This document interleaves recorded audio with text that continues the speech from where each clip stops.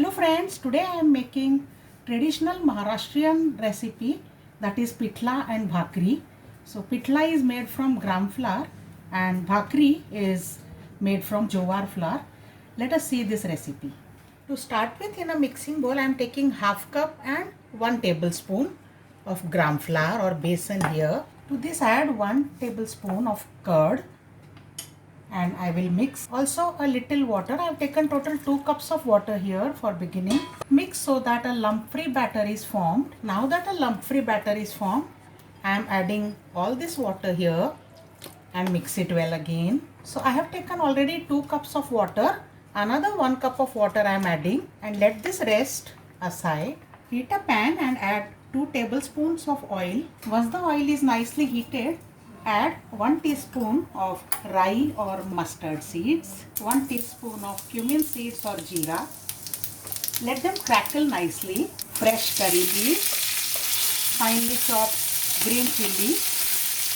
Pitla is supposed to be spicy, so I added some extra green chilies here.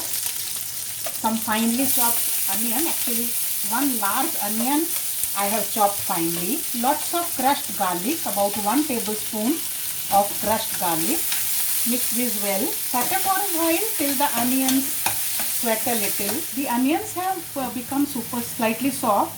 So now I am adding 1 teaspoon of salt, half a teaspoon of turmeric powder and half a teaspoon of red chili powder, 1 teaspoon of coriander seed powder. Give this a light mix.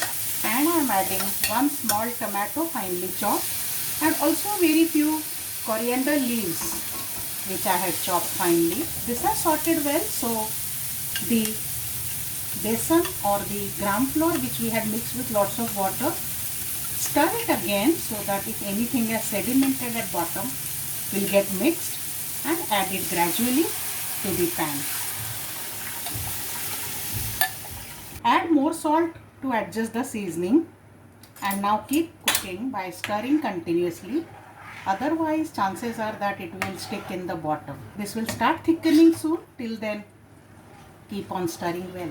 You can see in just 1 minute it has thickened so much, and I have taken the proportion of half a cup of gram flour to 3 cups of water. That means 6 times water I have taken. Now in case you feel that you want to make it thinner, to adjust the consistency, always add only hot water. Do not add any cold water. Now at this stage, lower the flame and let it cover and cook and get steamed simultaneously for about 5 to 10 minutes. Let's check in between and be careful because this will splutter out in your face if you are not careful. So keep yourself shielded with the lid when you are stirring this. After steaming for 10 minutes, our pitla is ready now. Let the flame go off and we will garnish this with some coriander leaves. Now for making the bhakri, I have taken 1 cup of jowar flour, add a pinch of salt, just 1 teaspoon of oil, half a cup of hot water I have here. I will add that gradually and mix with a spoon. Don't use your fingers right now. You may burn your hand. 1 cup of jowar flour, so half a cup of hot water. Mix this well with the spoon and keep this aside for 5 minutes. This has cooled down slightly, so now I can massage this well with my palm. Apply pressure of your palm and massage this well. This will result in very soft bhakris. And now we are ready to make the bhakri. This will make 2 bhakris. The 1 cup of flour will make 2 medium size bhakris. So I'll divide the dough into 2 portions. Now I'm taking some more jowar flour or pearl millet flour. Spread this.